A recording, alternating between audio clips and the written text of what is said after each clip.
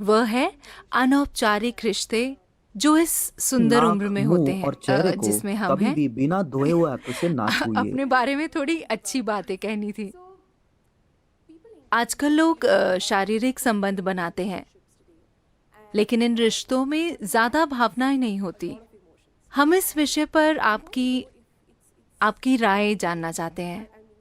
अगर लोग अपनी मर्जी से ऐसे रिश्ते बनाते हैं, तो क्या ये सही है या ये क्या है? क्या मैं एक चुटकुला सुना सकता हूँ? बिल्कुल, मुझे चुटकुले पसंद हैं। एक मिसेस भाटिया थी।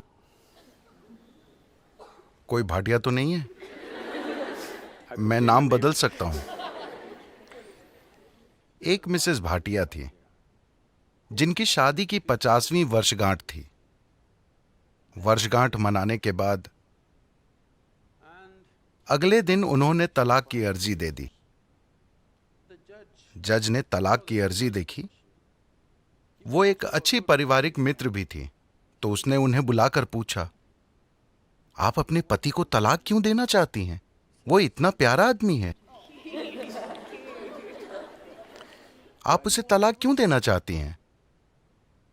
आप किस आधार पर उसे तलाक दे रही हैं? वो बोली, वो मेरे साथ वफादार नहीं रहे, वो मुझे धोखा देते रहे हैं। आप इस नतीजे पर कैसे पहुंची? आपने कल ही शादी की 50वीं वर्षगांठ मनाई थी। कल तक तो आप ठीक थी, फिर क्या हो गया? मुझे बीते दिनों की बहुत याद आ रही थी, तो मैंने फोटो एल्बम पलटना शुरू किया। फिर मैंने देखा कि मेरे 5 बच्चों में कोई भी उनके जैसा नहीं दिखता।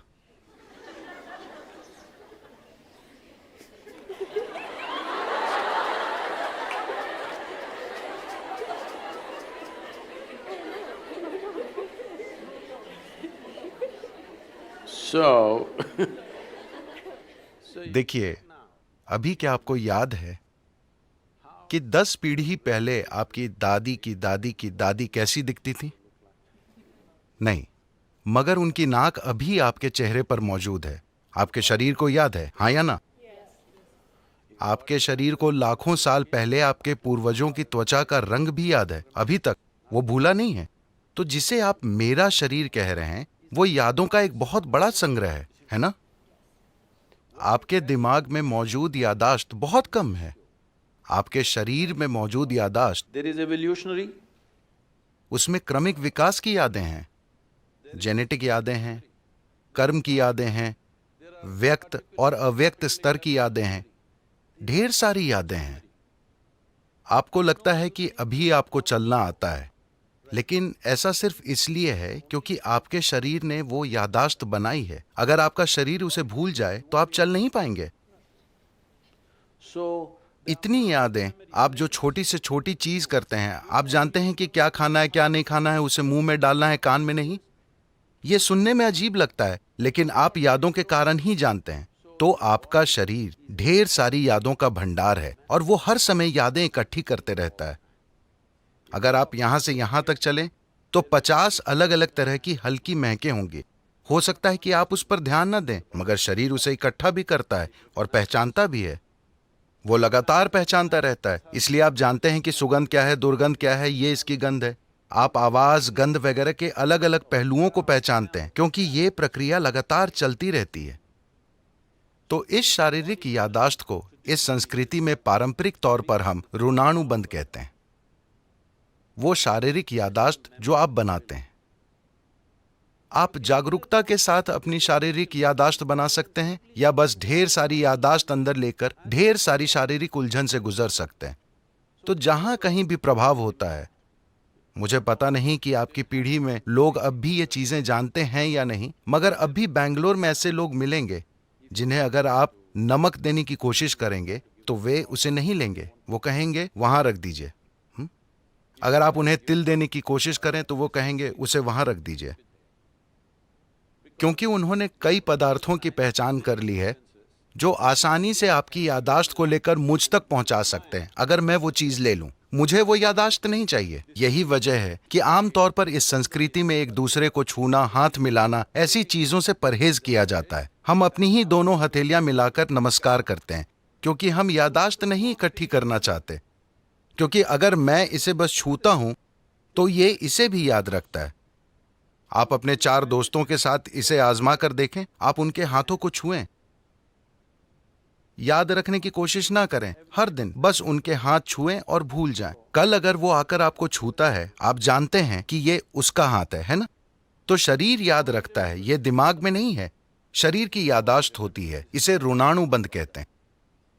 जब यौन संबंध बनते हैं या ऐसी कोई अंतरंगता होती है जिसमें विचार, भावनाएं और शरीर शामिल हों, तो आपके शरीर में जो यादाश्त रह जाती है वो बहुत बड़ी मात्रा में होती है।